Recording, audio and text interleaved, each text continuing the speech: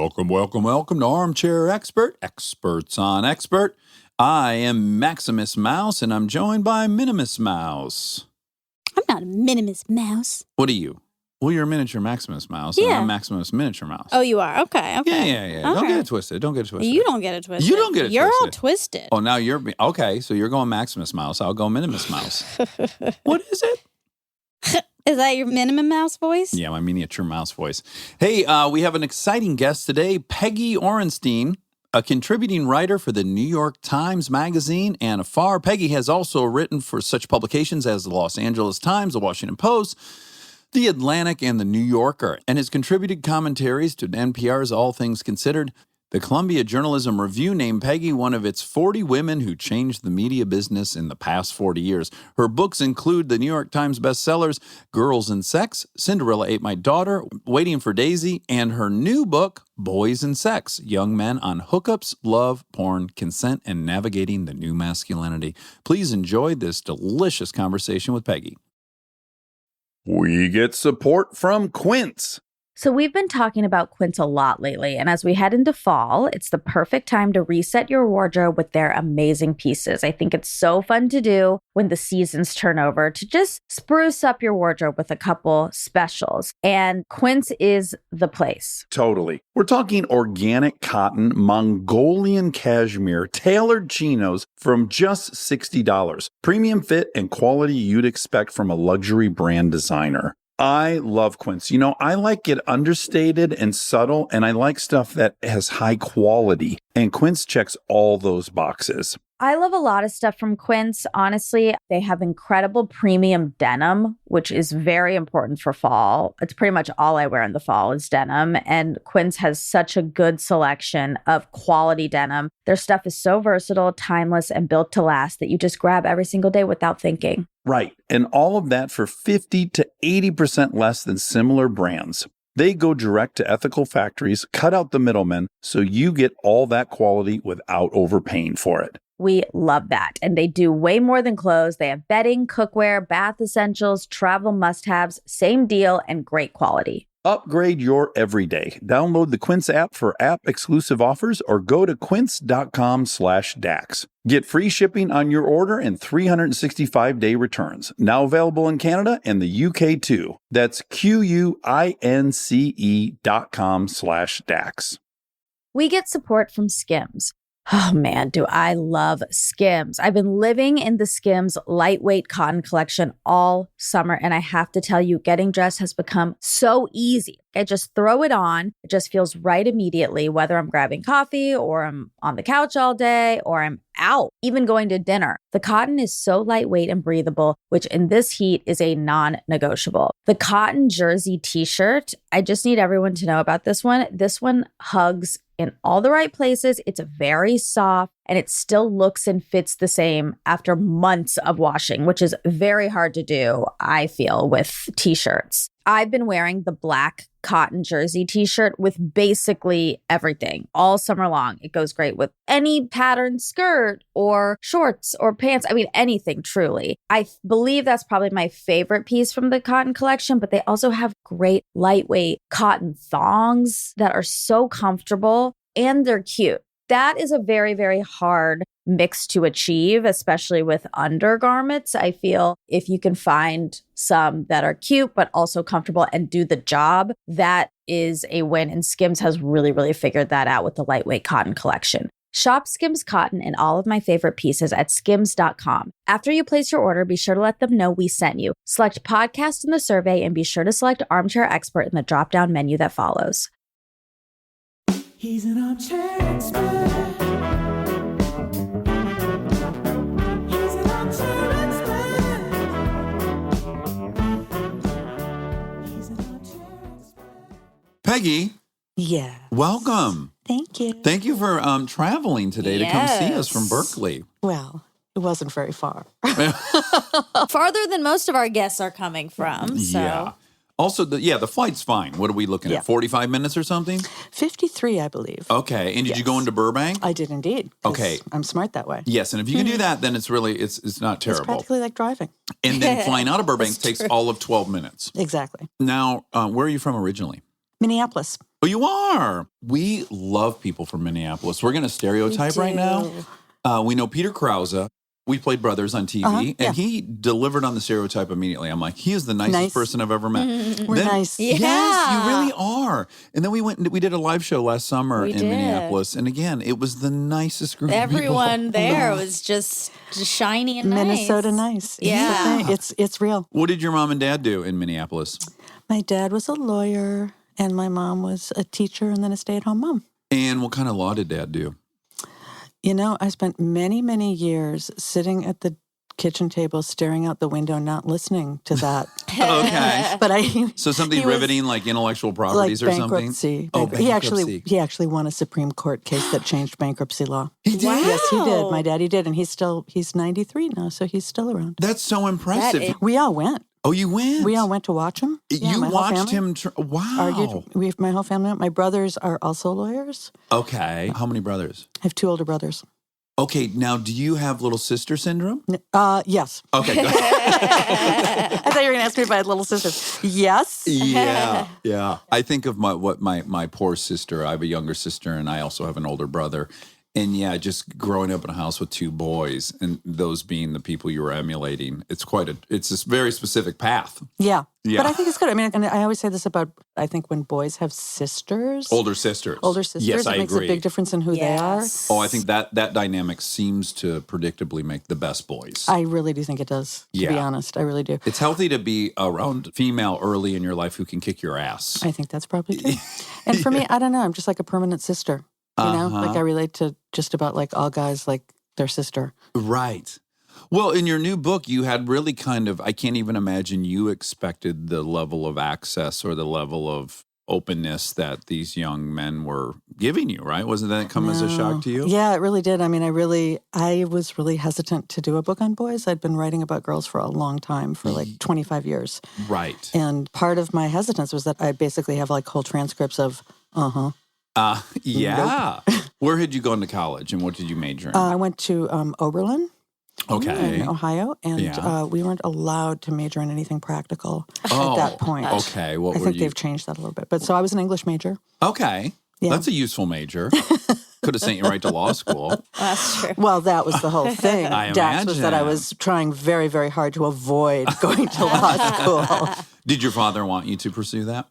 Yes. And I mean, I think my parents kind of expected that I would be a lawyer's wife more than I would be a lawyer, but maybe go to law school and catch a lawyer husband perhaps there. so. Yeah, but my brothers, my lovely big brothers, who were by that time both either lawyers or in law school, sort of ran interference for me. I kind of pictured them like big linebackers, you know, sort of saying, "Not her."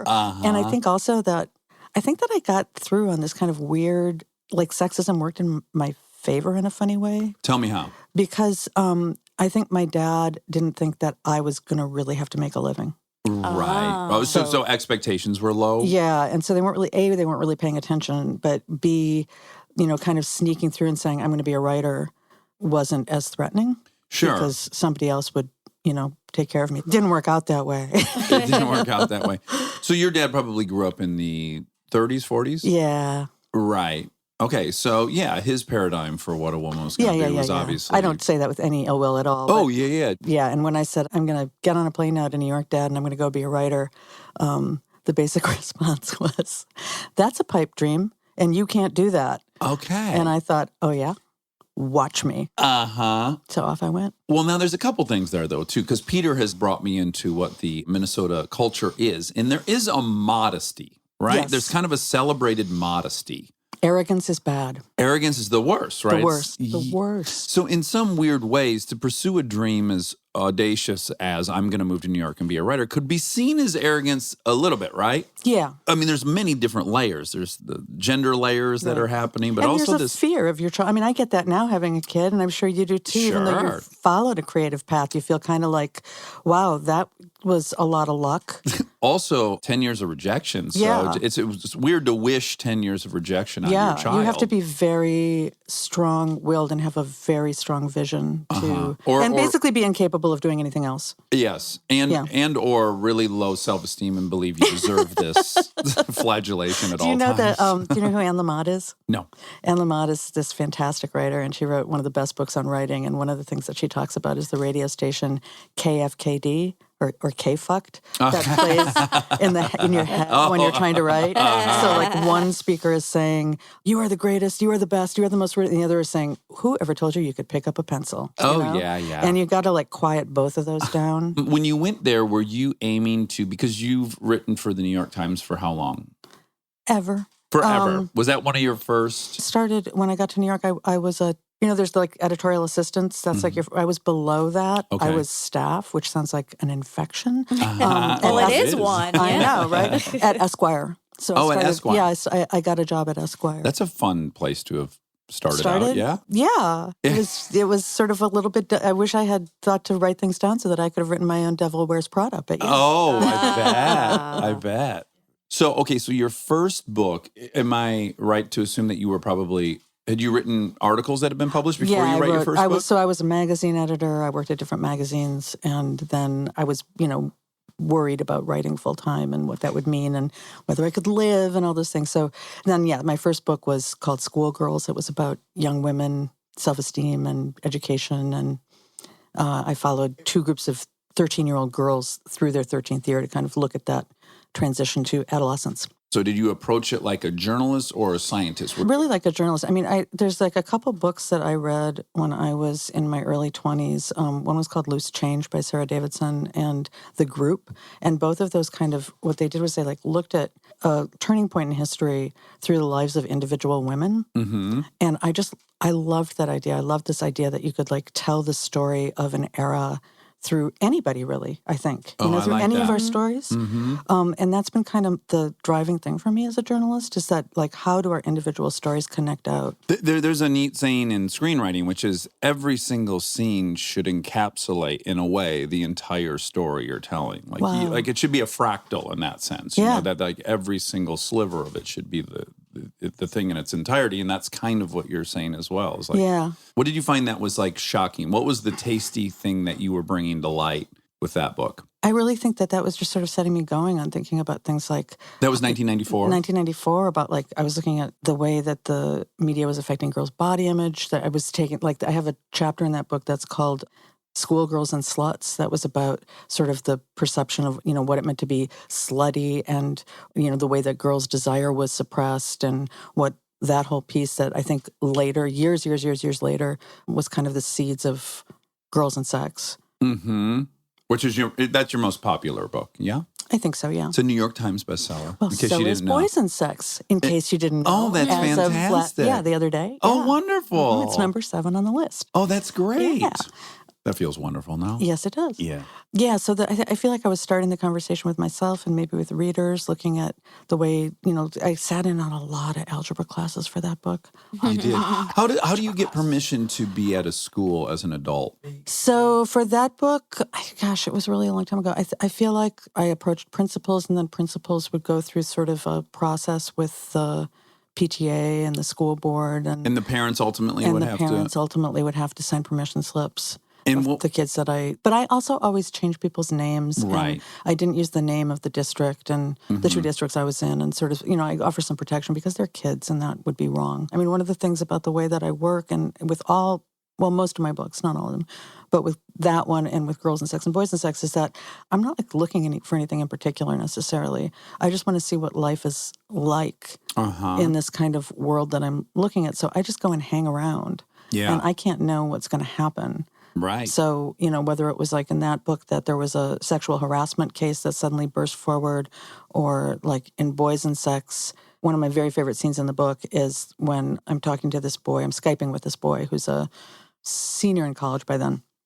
And when I met him, he called himself a feminist fuckboy. Mm-hmm. Break that down You're like, for us. like you already know what that means. Well, I don't. Weirdly At enough, all. we were on a family vacation, and family members who are teenagers, one of the girls told one of the boys that, do you know that what they call you in school, they call you a fuckboy? And he was so upset by this. He's the sweetest boy ever. And I thought, what can that mean? Yeah, like right. when I was growing up, I graduated in 93. So if someone called me a fuckboy, that would have been like a sign of glory or something. Right. I can only imagine. But what does it mean for now? him, what it meant was that he slept with a lot of girls. He uses more girls than he could count. Okay. But that he had this kind of veneer of a kind of, and I think he has a sort of egalitarian perspective, but he like would teach consent workshops, and he was very scrupulous about all that. But that didn't mean that he didn't take advantage of what was like a super skewed ratio of girls to boys on his campus and manipulate that and treat partners as disposable. And there was like this kind of jerkiness underneath. Well, And he was starting to recognize that when we met. He was like wrestling with what that meant and, how he felt about that. Yeah. And he was like, it felt really good, but maybe it doesn't feel so good. And so I personally have this history where I was, by all accounts, horrendously honest with people. Like, I was in an open relationship for 9 years. And I would say, like, I'm in a relationship. I love my girlfriend. If you want to do something physical and that's all that you want, that I'm up for that. But, I just want to be dead clear, right? And I had this whole thing. And now, obviously, in retrospect, people agree to things that they maybe don't really agree to, which is unfortunate. Right, depending on the position. Like in his campus, the girls, if they said no to that, they weren't going to have much of a social life, was the truth. So if I had talked to him a couple of years before we met, he would have said exactly that. This is all good. I'm really clear. Everybody's clear. I'm up front. But he was not kind of going, So we were having this discussion, and it had been like, he had been thinking about this for a year, and now he was in a... Oh, can I just own one thing on my side? Yeah. So the thing really I can recognize later is, regardless of the permission and regardless of the understanding that everyone agreed to, I was using them to regulate my feelings. I'm an approval junkie, and I'm using them to get approval and feel good about myself for a while. So even if that side of the street really is spotless and they agreed and is in writing, blah, blah, blah, I know that ultimately I'm just using someone to regulate my self-esteem, which I'm not crazy proud of. So Dax, you are just like this guy. You would be the feminist fuckboy. Okay. Although I don't remember you hosting any consent workshops or anything like that. One that you know. Well, it's it's a new time. You're right. Maybe you would if you were that itch today. I'm sure. So anyway, I was talking to him, and by now, it was a year had gone by since we'd first met. He had a girlfriend. He was like reevaluating a lot of stuff. And while we were talking, this other boy texted me, Nate, and Nate had like a bad history with hookups, and he was somebody who really prized connection and relationships. And he was down in Southern California, and he was looking at schools that he'd been accepted to for college. And he texted me, and he was like, WTF with hookup culture. It's like an orgy down here. Do I just go to Bone Town and worry, in case you were wondering if they were blunt with me, they were. Do I just go to Bone Town and worry about it later, or, and have an emotional connection later? Do I skip that part? What do I do? Yeah. And so I read this text to Wyatt, who I was Skyping with, and they ended up having this like whole conversation through me. Oh, wow. About authenticity and about who you should be and who you are. And it was like this amazing moment, which like this was taking me way back around to what I first did, which is that I could never anticipate what's going to happen when I just hang out with these guys.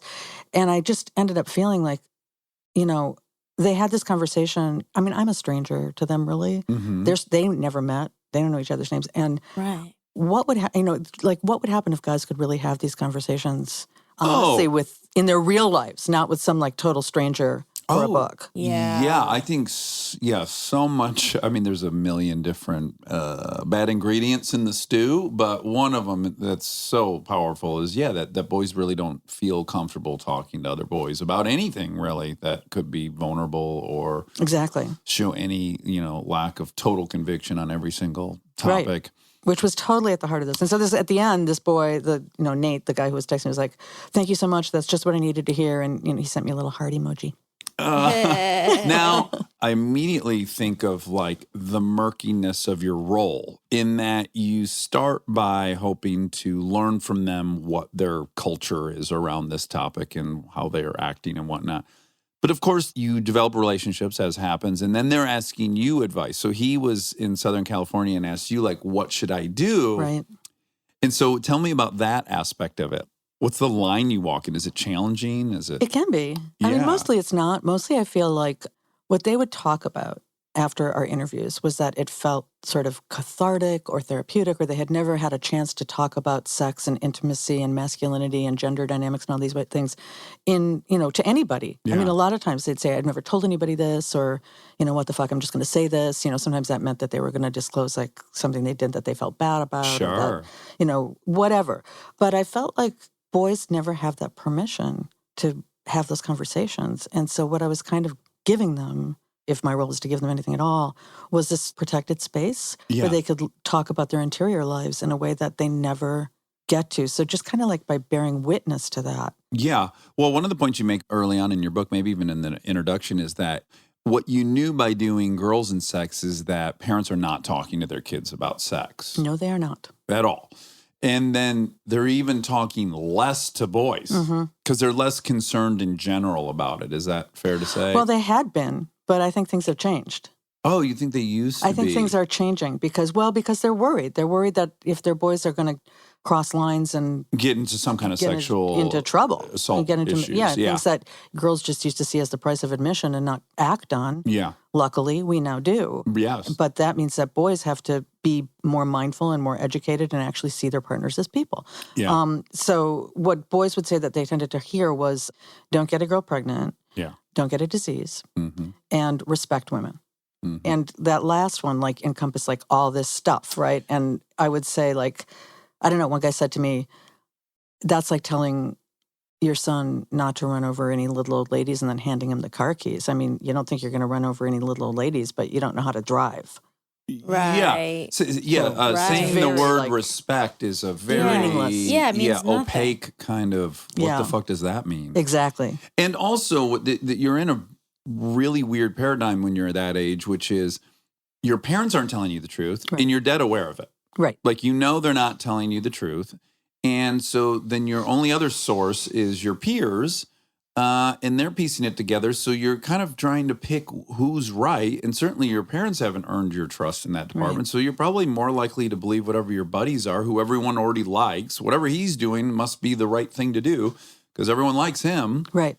It just kind of ends up being really basic calculations you're doing that aren't probably the best ones. Plus the media. Plus now kids have this gigantic media that we didn't have, right? I mean, it just wasn't like that. No, I had to steal a Playboy from my grandpa's house and hide it under the bed, And not even the porn, but all of it, the coming at you, it's so big that, a lot of it comes. So that's why I kind of felt like, we need to have some real conversations with boys and hear what they're thinking and know what's going on with them because, we didn't have the luxury of not talking to them anymore. Yeah, so I think that in general, and again, this will be self-serving because I'm a boy, but just the general marching orders of the last 3 years in the wake of Me Too, just being like, men be better. Well, okay, it's a lot more complicated than what that. Does that mean? We're in the middle of a working machine that women are a part of, men are a part of, parents are a part of. There's no one is just individually on their own, not interacting or not being affected, Right. So it's so complex. No one could ever say a statement like girls be better or boys be better. It's like, hey, society, we got to be better. Both sides, this whole thing has got to evolve. Right. Absolutely. And that's why, to me, doing the books together, Girls and Sex and Boys and Sex, to just make all those dynamics visible. Yeah. What were the girls against? So just in my own, having not written a book about it, but just being now a father of girls, starting to recognize some of these things I've grown up with. One thing that I tend to really stress out about is this crazy pressure that's put on young girls about their virginity and that you have to make sure this guy is a good guy, that he loves you, that it's special. And no one's putting anything on the boy's shoulders. It's just like you at 14 or 16 or 17 need to have the ability to assess who's a good man who loves you in order to do this thing. And by God, if it turns out he wasn't that, then the shame that accompanies that, just the whole responsibility is on this young girl's shoulders, which I find to be just wholly unequal. Well, and I guess I would even step back further and say, how do we define sex? Do we count oral sex as sex? Why are we not, could there be multiple virginities instead of just this one thing? And right. I mean, a lot of what I talked about in Girls and Sex was the ways that girls learn to disconnect from their bodies and that the ways that they learn to disconnect from desire and pleasure. I call it the American psychological clitoridectomy. Okay. Clitoridectomy. Okay. Right. So like when kids are born, when babies are born, we tend to name all of boys' body parts. So like we'll each say like, there's your pee-pee or something, right? Yeah, bird. And with girls, we go right from navel to knees. And we don't we leave this like whole situation in between, totally unnamed. And then they go into like, maybe they get older, they go into puberty education classes and they learn that boys have erections and wet dreams and girls have periods and unwanted pregnancy. Right? Not the same. Yeah. And you see that like that internal diagram of the, it looks like a steer's head or something, right? Or Jojo uterus. O'Keefe painting, I don't know. Yeah. And it grays out between the legs, right? So you never say vulva. You never say clitoris. Minora majora. Exactly.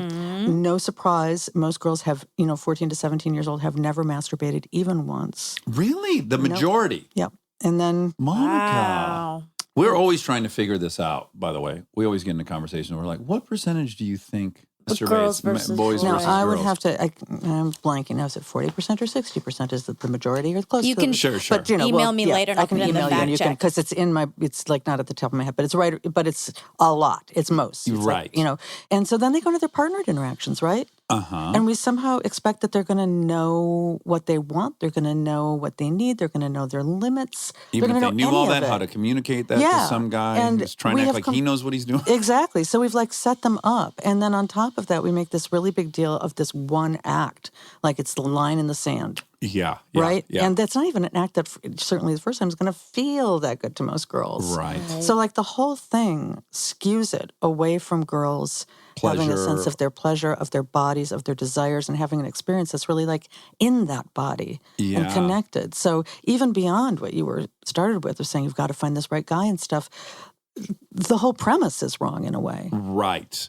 Yeah. Well, by the way, the reward for finding the right guy is not that you'll enjoy it or have an orgasm or find joy and intimacy. It's just that you won't have the shame and regret. Right. You won't be made a fool of and made to be a slut and all these Right. other pejoratives. And it is true that most young people want to explore sexuality in a trusting relationship. But, we just act like doing it this one thing one time Yes. is suddenly going to make you experienced or suddenly make you know something that you don't know. And we all know that's a lie. Like Yeah. if you make out with somebody, you're 15 years old and you make out with somebody for 3 hours and you're experimenting with like sensuality and communication and Yeah. you're going to learn a heck of a lot more than if you get drunk at a party and hook up with a random to punch your V card, No, you're right. The much bigger source of that feeling of intimacy and love and connection is actually and eroticism yeah. and sensuality, all that stuff, right? Yeah. Okay, so with girls, there's that issue. There's also these two options on the table, right? Which is you're either a prude or you're a slut. Right. Those are Both of which are negative. What's the right number? How do you negotiate? Like one girl said to me, usually the opposite of a negative is a positive, but when you're talking about girls and sex, there's two negatives. So where do you go on that pole and figure out where you are? Now, so personally, I was super sexual really young. I was also molested when I was younger. So it's hard for me to iron out what I think a human's just natural disposition is to that. I certainly desired it greatly. I don't know how much I can speak to your average boy, but I definitely do remember having many friends who I was shocked to learn they didn't want to have sex. So I was subscribing to this stereotype as well that boys just want to have sex. And then occasionally I would have a friend that would be like, yeah, I'm scared to do that. And I was like, oh, I wasn't expecting that. Yeah, I mean, that's, one of the things that I talk a lot about with boys is that stereotype that they're always down to fuck. They aren't necessarily. There's that pressure that you're supposed to be that way as a guy. The whole way you get status, that's a big way to get status. Hooking up with as many girls as possible with as little feeling as possible and treating your partners as disposable. And guys had related to that in all kinds of different ways. I mean, I always think about this one guy who said he'd had a bunch of hookups in college that included intercourse. And he said, it's weird because it's like there's not a lot of eye contact. You don't have a lot of conversation. Right. And it's like you're acting vulnerable without being vulnerable. Yeah, you're taking physical steps of vulnerability, but there's really no emotional vulnerability. And really, and I know this, that the whole vulnerability issue is really interests you. And big time. Yeah. sometimes after you write a book, you don't realize what it's about till after you write it. Mm-hmm. and you start talking about it. And I've realized that really at the heart of this book, and you see the word vulnerable is like a neon sign throughout the book, is that issue of guys wrestling with the taboo against vulnerability, whether it's that they're rejecting it or denying it or embracing it or capitulating to it. It's all of it, whether you're talking about the masculinity itself or all the different ways that I talk about the relationship to sex. And it's always dancing around that. It's always trying to reckon with that and with the wall, that they've all put up between themselves, that vulnerable self in the world. Yeah, and I was really acutely interested in how things have changed since I was that age when I was reading your book. And what I saw, which was completely consistent, is still the worst thing you can be is a girl in any capacity. So being vulnerable is being girly, or, not wanting to fuck would be girly and all these things. The only thing beyond that, of course, is to be a fag. Right. And so I was curious if that was still the thing, and it is still the thing. But then I was really interested to hear that they are very explicit about the fact that they don't mean gay. Right. They still say fag and call each other fags, but they also want to be clear. We're not saying that about they have homosexuals. gay friends. Right. I mean, there are a lot of differences with boys now. I mean, they have female friends. They see girls as totally deserving of their places in the classroom and on the playing field and in leadership and in professional. I mean, all that is there too. And that's why I was started when we were talking earlier about girls and the contradiction, that I was always interested in these contradictions between the new and the old. I think that's what's going on with guys too, where like at this sort of inflection point in a way with boys, where we maybe were with girls 25 years ago. Mm-hmm. And so that stuff, when I would say, what's the ideal guy, they would still be saying, athleticism, dominance, aggression, sexual conquest, emotional suppression. All of them said athleticism. All of them. I was athletic, like shocked with that. Athletic. Yeah. Wow, It was like, really? Yeah, it was like bang, bang, bang. Still. Absolutely. That, when I would say that, even though that wasn't necessarily who they were. Yeah. Also, think about what small percentage of the high school population that applies to. What percentage of people are athletes or are actively involved in that? At less than 10%. So you've got an ideal that less than 10% of the people are going to achieve. It's just a kind of a bad recipe right out of the gates. Well, yeah, right. But back to the to the fag thing, it didn't mean to them necessarily that they were questioning somebody's sexual orientation. Right. And they would say all the time, well, I would never say that. I have gay friends. I would never say that to a gay person. I'd think, and that makes it okay? I don't think so. But it was about masculinity. Right. And there's this... The word fag is the antithesis of masculinity. Right. And it can be, and it's like slut. Yeah, right? Yeah. It can mean anything. It can be applied to anything. It can, and so like it creates like when they talk about the man box or the mask you live in or whatever you want to call it, that draws the lines. Stay tuned for more Armchair Expert, if you dare. We get support from Apple Gift Card.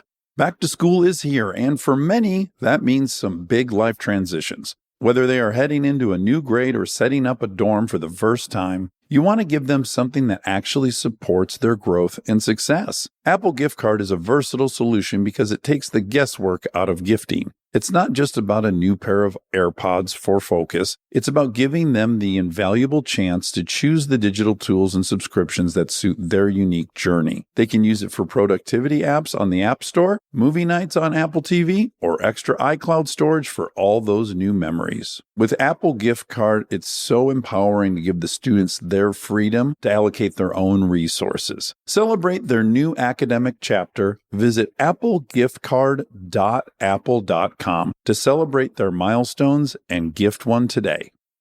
This episode is brought to you by SoFi, the all-in-one finance app where you can bank, borrow, and invest all in one place. Let's talk bank accounts for a second. The average bank savings rate is 0.39% in interest. You're earning pennies on your savings, but it does not have to be that way. With SoFi high-yield checking and savings, the money barely making moves sitting in your savings account can earn over 8 times the national average savings rate with eligible direct deposit. No account or overdraft fees, which feels rare these days. You can get your paycheck up to 2 days early, perfect for getting ahead of a bill or grabbing what you need right when you need it. Plus, get up to a $300 welcome bonus when you sign up with eligible direct deposit. Sign up for SoFi checking and savings at SoFi.com/armchair. SoFi checking and savings is offered through SoFi Bank N.A., member FDIC. Terms apply.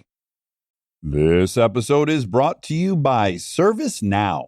Look, I have my dream job. I get to talk to folks I admire like crazy and ask them virtually any question that I want to. I can't imagine a better way to spend my time. But even dream jobs have some not so dreamy parts, the stuff that gets in the way of the actual work. Now, that's where ServiceNow's AI specialists come in. They don't just tell you what you should do about your busy work. They actually do it, start to finish. Cases closed, requests handled, no extra work for you. So you and your team can focus on what matters most, which for me is, are they obsessed with male bodies on the same level as I am? They never are. To learn how to put AI to work for people, visit servicenow.com. We are supported by Walden University.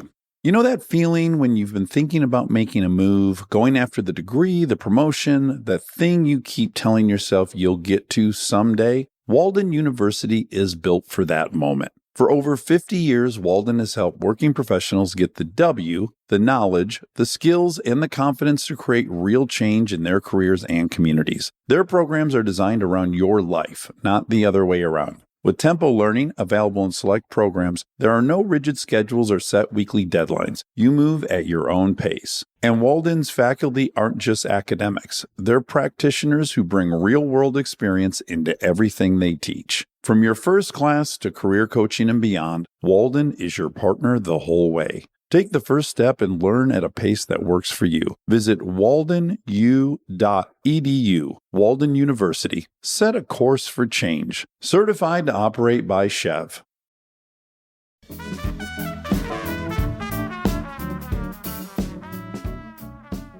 CJ Pascoe, who writes about this, who's a sociologist in Oregon, did this whole thing where she looked at 1,000 tweets with the hashtag no homo. Oh my God, yes. By the way, we've talked about this on here before. I've received many of them. Like if a guy will want to tell me he liked me in a movie. Yeah. And that's just way too vulnerable. So then hashtag no homo. And that's exactly what she said. She said, what you see when you look at them all is that it's used as a shield so that they can express normal emotions of affection or connection. And the no homo allows them to do that by using this kind of homophobic slash joke in the process. I'm 45. I was just in the hospital with my friend. My friend was receiving, this was back in Michigan, was receiving these beautiful texts from his friends. You know, he's a roofer, he's a manual laborer. His friends are also, and these texts were like, dude, scared me so much. So glad you're safe in the hospital. And then straight into some kind of homophobic epitaph. Like, it's the same thing as no homo. Like, oh man, that was hard. I just said I was worried about you. I'm glad you're safe. And now I got to throw something out there to just kind of negate the whole thing. Right. And I pointed it out to him and he was like, oh my God, it's so true. And we just went through all of them. 100% of them had some kind of disclaimer.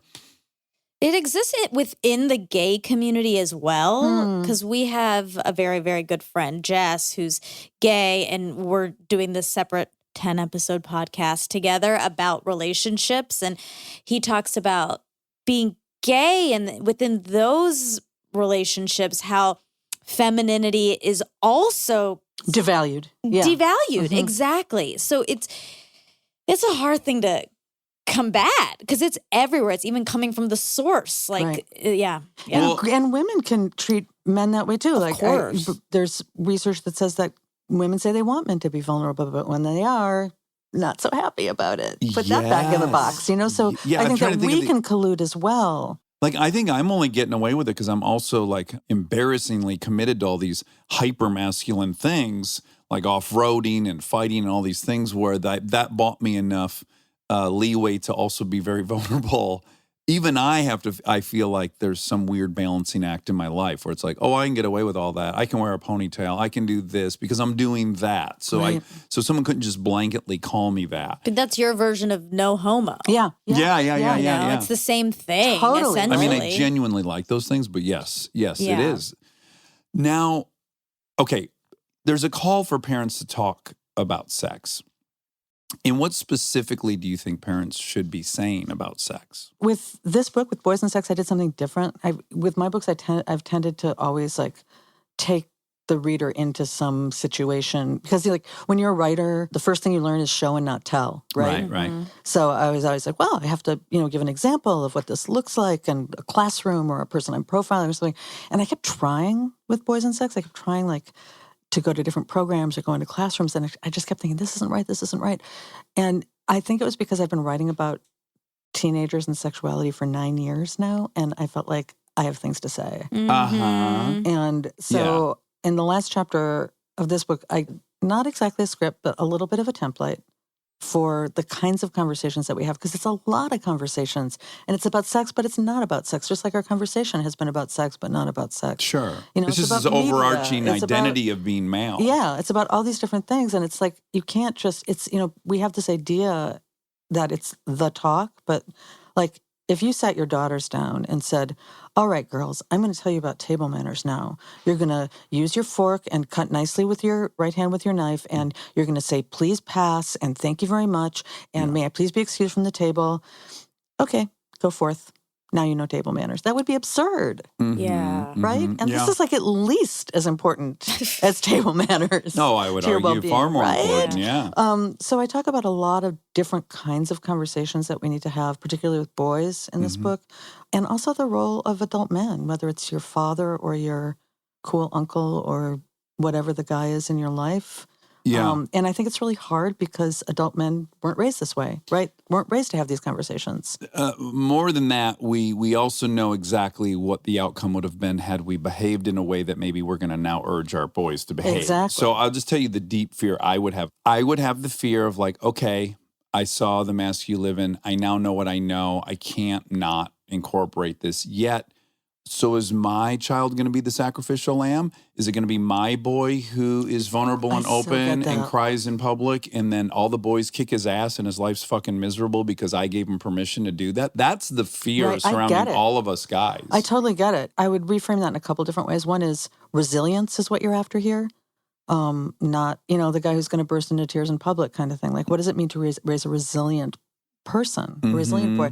But also, because I've written about girls for all these years, if I had been here 25 years ago telling you about my first book, if I'd been talking about schoolgirls and the ways that we have to, that girls tend to like pull back when they're teenagers and start saying what they know and stop volunteering in class and stop stepping up, and that we really need to change that's hurting our girls. And really quick, I'm semi-aware of that concept, but I doubt everyone is. But girls did that, right? Because at some point, guys don't like smart girls. Well, partly. Is that it? It was like, it's not an easy thing, but it's a dynamic that we were giving them profoundly mixed messages about how they should behave as women and what they were able to do and what was okay, and that you were supposed to simultaneously stand up and speak your mind and shine bright, but as a girl you're supposed to be deferential and please everybody, and so it was this contradiction that girls were living with, and to a degree still do, but I think we've done a lot better at broadening ideas of what it means to be a girl. I mean, even like, when I started doing this, people were like, well, girls are just innately bad at math. I mean, they just are, We don't say that anymore. So when I was doing that work, I would go out and talk about it. And people could be like, yeah. And then parents would say, but, I think about raising my own daughter differently to be like a stronger, more assertive girl. And I worry that she's going to be the sacrificial lamb, and that she's going to get called a bitch, and that guys aren't going to like her, and girls aren't going to like her. She'll be lonely. And she'll be lonely, and I'm worried about what it would mean to do that. Yeah. So again, I feel like that's where we are a little bit with boys, that we have to start taking these risks and recognizing so that they'll be better partners or be less likely to commit assault or be better in bed or whatever it is. But because those qualities that they keep citing as being, these ideal guy qualities are really harmful to them. I mean, they are linked to all these behaviors, like being violent, having violence committed against you, binge drinking, risky sexual behavior, car accidents, self-harm, depression, loneliness. They're not doing boys any favors. Yeah. Well, again, I go like, oh, I could raise my boy to be this, but really, are any of the girls going to like him? Like, this is where I say it's like such a yin and a yang scenario. Right. It's like the whole system's got to be changing simultaneously. Yeah. And we have done so much changing in a certain way with girls. Mm-hmm. You know, like I feel like we've done a lot around media literacy. I think when you're seeing like right now in media shows like Sex Education and Big Mouth that actually acknowledge the existence of female pleasure or, you know, like Right. different things. Girls in leadership, that's been a huge change. Girls on the playing field, enormous change, right? Mm-hmm. We've made all kinds of changes, but we haven't brought boys into the conversation in the same way. Well, one thing you pointed out, which was really fascinating that I hadn't even thought of, is that if you were a young woman for the last going on 40 years now, there was a movement called feminism where you could get interested in this movement and you could start being a part of the conversation of what it means to be feminine or a woman or Yeah. a feminist. So they were kind of actively encouraged to define what it is and presumably guide where they want it to be, but there's never been a movement for men. Not in the same way. I mean, it's I think feminism is a movement like that for men, but Yeah, for you know, everyone. like I think for everybody. but there's no like But, term Yeah, there's where no it's like term where the guys are starting to go like, oh, yeah, I inherited a role too. I don't want to Right. be a 50s house father. You know, I don't want to be that guy cut off Right. emotionally, ignore You want my to be able wife. to connect with your children. You want to be able to Yeah. connect in your relationships. You want to be able to, But there's no like name for that movement. You know what I'm saying? No. There's no. But it is funny because just inherently, because feminism has feminine in it, that men feel a little like squeamish about attaching themselves to that, even if Right. they are totally feminists, which just means equality. right. That idea that like I'm a feminist, I think there's fear that it means they're feminine and they don't want that association. I only mean that feminism in its most literal term means like the Equality. experience of women in raising equality for women, It not means for men conventionally. Well, raising female equality to meet men so that everything's equal. Right. And so if you look at like wages or title attainment or any of these things, yes, men are just crushing. Why would they wouldn't be needed to raise to anyone's level? But we're also completely bereft in all the emotional experiences in life that are as important, if not more, than being a CEO of something. So it's like there's this whole pocket of life that we don't have great access to in our society, which we should want access to that. And we should have talks about how we get that. Well, yeah, and that we've framed it sort of so that when women are seeking that public power, that's aspirational, right? That's like reaching up. But if men want access to that, To raise their kids. to all and those emotional things, that feels like weakness or stepping down. And so that's that dynamic right there Yeah. makes it really difficult. Yeah. That we have to question that. Another aspect as we talk about affairs and cheating, what I have noticed in my experience and having lots of different friends who've dealt with this is if a woman cheats on a man and that man confronts her about it, about 90% of the time within the first 3 questions will be, how big is his dick? And did you come? That is the man's greatest fear, is that someone outperformed him, that there was another man who did it better than them, who had a bigger dick.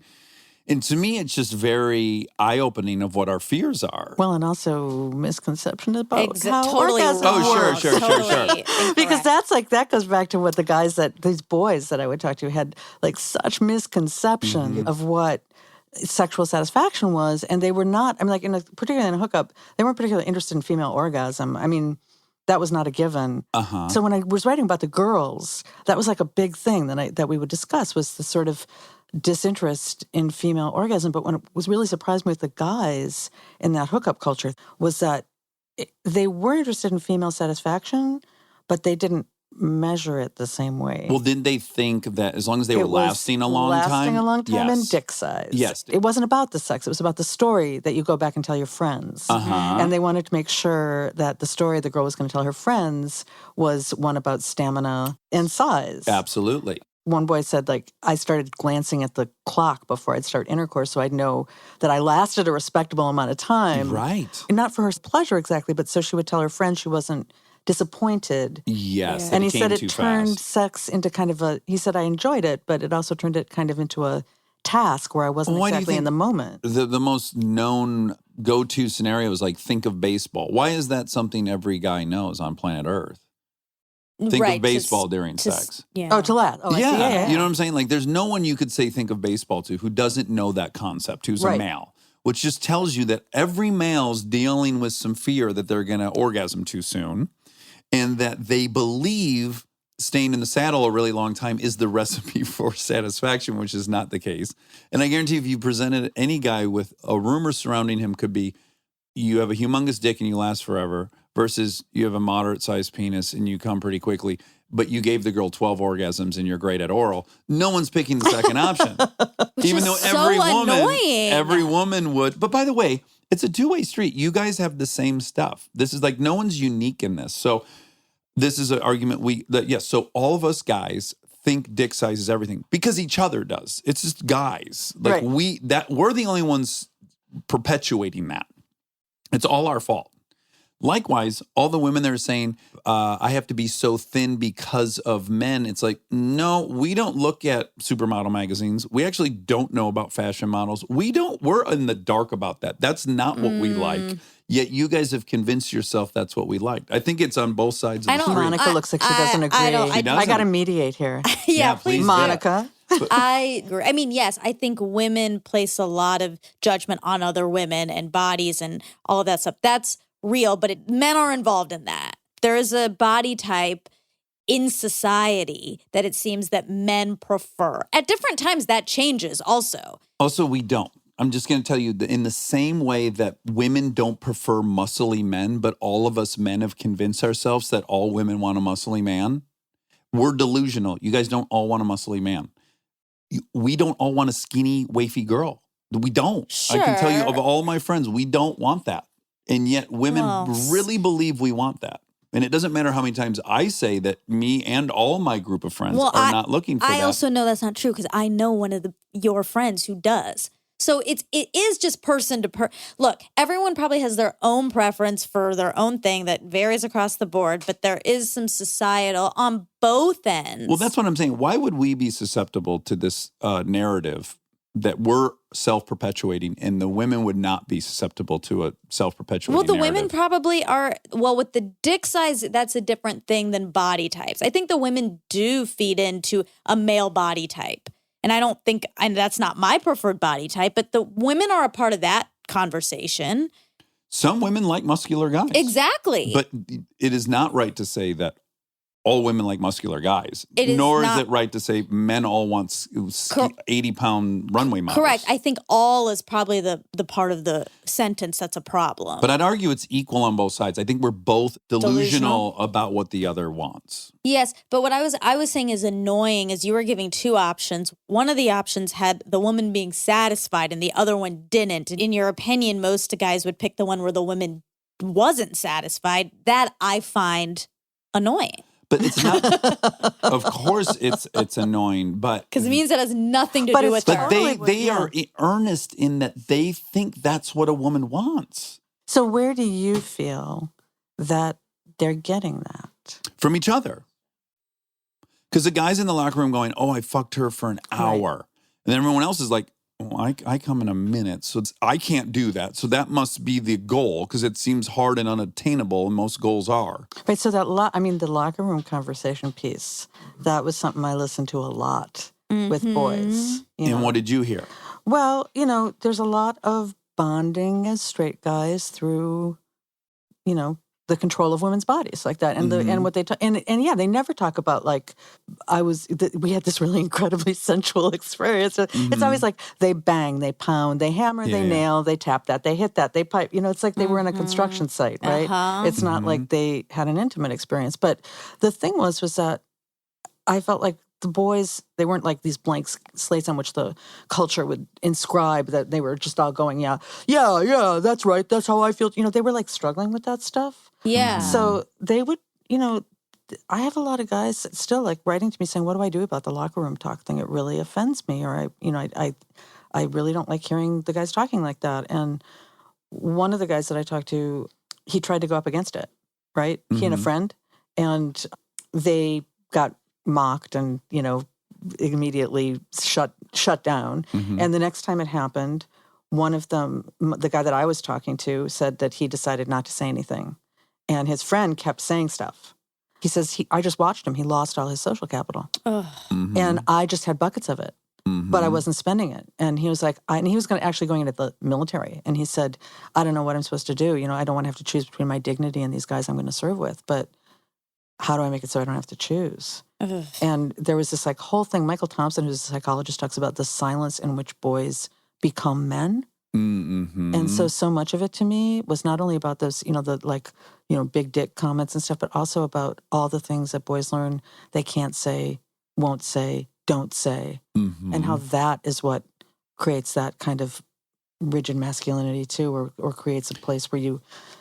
Yeah, because I would say just in general, if some boy in that circle offers up something vulnerable, even if the others can relate, they've never been given the tools to now help deal with what was just revealed. So now it's just 6 people feeling awkward. No one has the tools.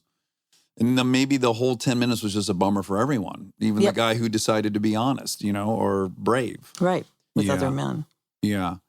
Well, and as you say, sometimes the person, that man's picking between success career-wise, like in the military. If he chooses to do that, then he's not going to be one of the guys, and he's not going to actual impact on his life.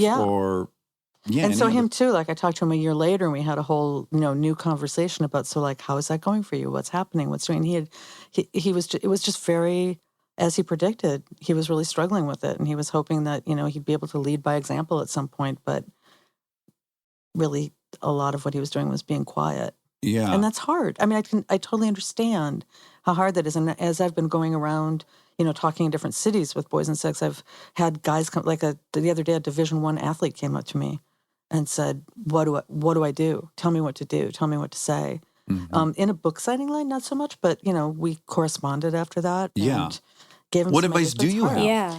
Well, it's not easy, right? I mean, ideally, there's a coach that you can talk to that can bring in programming, or there's a program called Coaching Boys into Men for high school and middle school boys that is fantastic and a really like super light intervention. It's coaches having like 1 10 or 15 minute conversation a week with guys on these certain topics. And it's been shown to really make a difference, to reduce violence and increase bystander intervention and reduce the language and all that stuff. So coaches can make a huge difference if you've got that coach, but sometimes coaches are part of the problem. Yeah. So then are there guys on your team who are on your team, who maybe you can listen to? I give some resources to them about ways you might be able to take aside somebody who's doing some of this talk and just say your piece neutrally. Not make a big deal about it. Not in front of a bunch of other people. Not in front of a bunch of other people. Just say it and maybe they'll say, do I need to get you a tampon or don't be a pussy or whatever they say. Yeah. But you're just like, you say what you say and you do what your best. Or maybe you can't and you think about working with younger guys yourself and being the example. That and doing that sort of mentoring that has no tolerance for that or offers some other way or supports the guys that you were but didn't find support in being. Yeah. I mean, there's not a magic bullet. Yeah. But I feel like there's... Hold on one second. Uh-oh. Hey.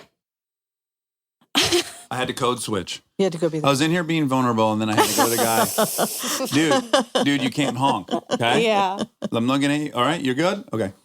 But And now also, I'm back. again, that's guy mode. Yeah. Right. Means We didn't go out and tell him. I did not. But I code switched. You code switch. And now I'm code And now you're switching code switching back. Yeah.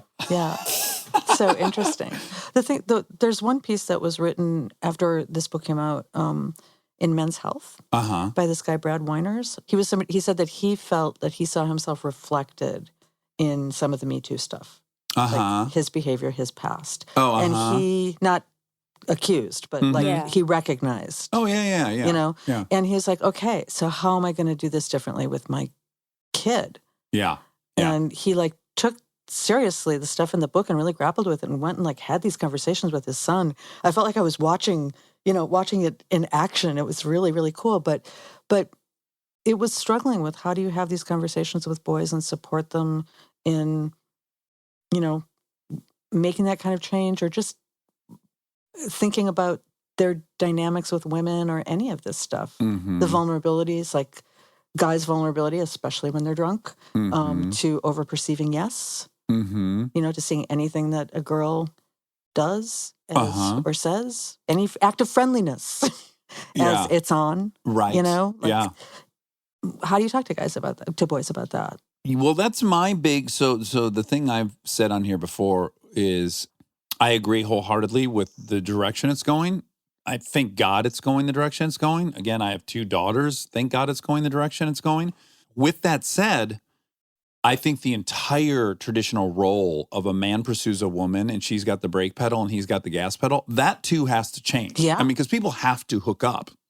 People need to fall in love and have sex. So, yes, we're going to teach the guys, as we should, to put the fucking brakes on. But we also have to tell girls, like, you be assertive. You want to have sex, you pursue. Right. You know what I'm saying? Like, I do. I had this whole thought about that recently because I was talking at a all-girls school, and this dad raised his hand and said, I'm really troubled by the way we've been talking about consent, like it's something that boys are getting from girls. And that is like still not, giving girls the agency, right? Right. So I was writing this book, and I was writing about this whole thing about gay guys and how they're better at negotiating consent and like navigating consent than straight people. yeah. And how, because they kind of have to learn how to do that because it's not like obvious what's going to happen with whom or how or any of that. Well, there's more defined roles. Yeah, that but what you're also, referring well, to? I mean that they have to have a discussion because Yeah. who's going to be doing what? That's what I'm saying. what's Like gonna you're a happen. top or a bottom, yeah, and or you whatever, you're or whatever you're going to do. And so Dan said to me at the beginning of a gay encounter with 2 guys that they'll say the 4 magic words. What are you into? Mm-hmm. And at that moment, you roll anything in and anything out. Everything's on the table, and you have this discussion. And it's like the kind of open-ended question you wish people would ask in a sexual, like all people would ask. But I started thinking about it after, and I was like, yeah, that's really great. And I wrote about that. I said, this would be ideal. And then after that, more recently, I've been thinking, but Dan's gay. Mm-hmm. He has sex with men. Mm-hmm. If you had heterosexual young people and a guy asked that question, Yeah. the answer, and this is back to these like hidden dynamics, the girl's answer might be, I have no earthly idea. Mm-hmm.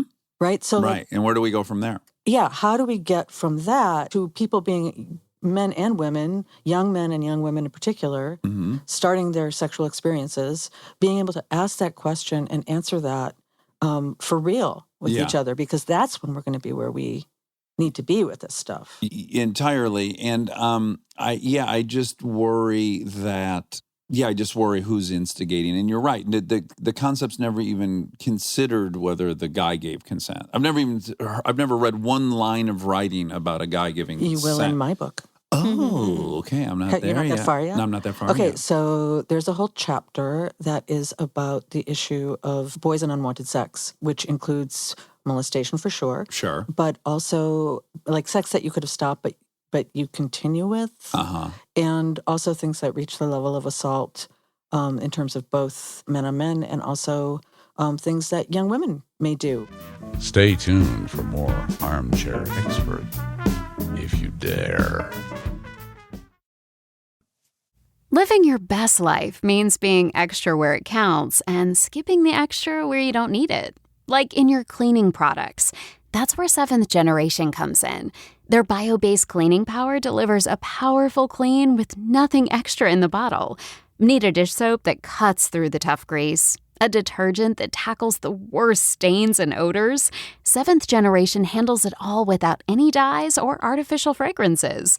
Real clean doesn't have to come with a long list of add-ons. Upgrade to a powerful clean without anything extra. Look for Seventh Generation dish soap and laundry detergent wherever you shop for your cleaning products.